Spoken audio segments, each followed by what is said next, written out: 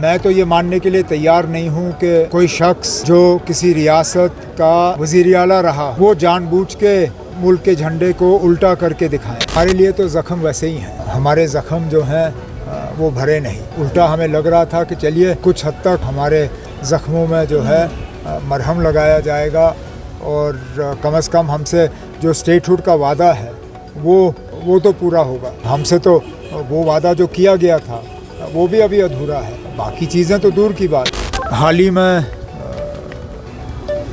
मौसम के वजह से और ख़ासकर कुछ इलाकों में क्लाउड बर्स्ट के वजह से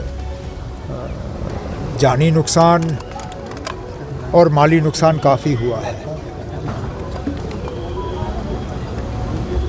फौरी तौर तो हमारी कोशिश थी कि रेस्क्यू का काम हो, जो लोग लापता हैं उनको ढूंढ के निकाला जाए। उसके बाद हम रिकवरी में लगे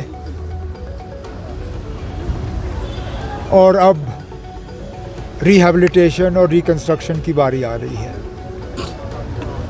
जिन लोगों के मकान तबाह हो गए हैं उन्हें किस तरह दोबारा बसाया जा सकता है। जिनके मकान अभी भी खड़े हैं लेकिन नुकसान बहुत हुआ है, उनकी हम किस तरह मदद कर सकते हैं।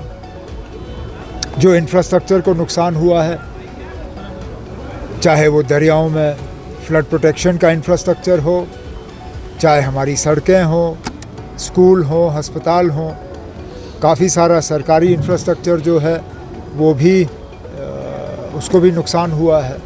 तो अब सुरनकोट से मैं अब एक आध और इलाके से जाके फिर पुंछ में अपनी जो अफसरों की टीम है उनके साथ बैठ के जितना हमसे हो सकेगा इस मुश्किल दौर में लोगों की मदद वो हम कर लेंगे। सर, उसके बाद फसलें तमाम ख़त्म हो गई हैं, क्या आप चाहते हैं कि 6 महीने उस पर भी हम गौर करेंगे। अगर यहाँ से कोई इस तरह का प्रपोज़ल मूव होता है तो ज़रूर उस पर गौर किया जाएगा।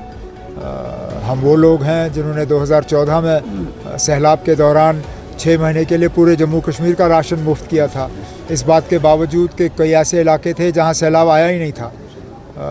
तो अगर यहाँ डिस्ट्रिक्ट इंतज़ामिया की तरफ से ये प्रपोज़ल आ जाता है कि उन इलाकों में जहाँ सबसे ज़्यादा नुकसान हुआ है, यहाँ जहाँ फसल की तबाही हुई है, वहाँ पे हमें मुफ्त राशन का इंतज़ाम करना होगा, वो हम करने के लिए तैयार हैं। अब ये सवाल आपको उनसे करना होगा।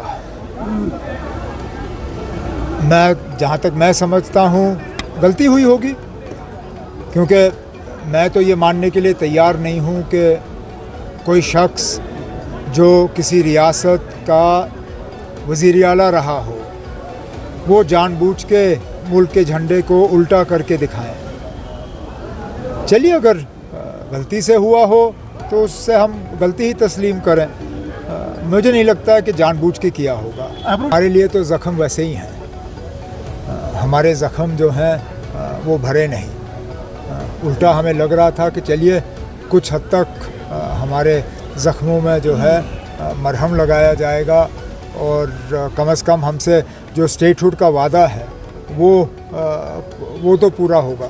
लेकिन आज जैसे आपने खुद कहा, आज 7वां साल है। अब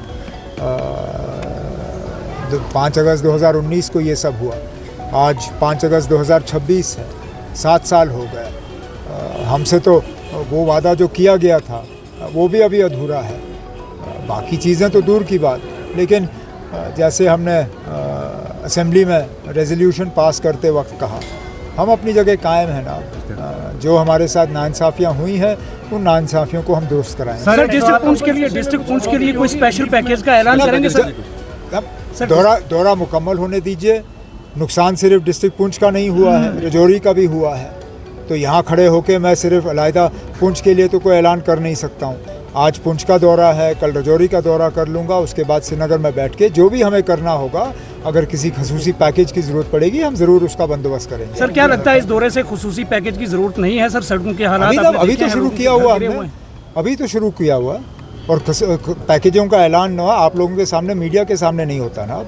इसमें कार्रवाई होती है, बाज़ाब्ता इसकी तैयारी होती है, तैयारी करने दीजिए, उसके बाद जो हमें करना होगा जितना हमसे हो सकेगा कर लेंगे।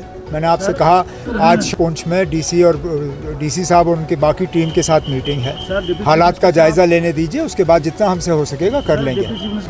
अब पैकेज का ऐलान मैं आपके सामने नहीं करूँगा। बहुत बहुत शुक्रिया। पैकेज का ऐलान सिर्फ उसमें कार्रवाई जो है अफसरों की तरफ से की जा रही है, पैसा तैयार है, जैसे ही उनके बैंक अकाउंट्स और बाकी तमाम डिटेल्स हमें मिल जाती हैं वो पैसा जो है रिलीज़ हो जाएगा।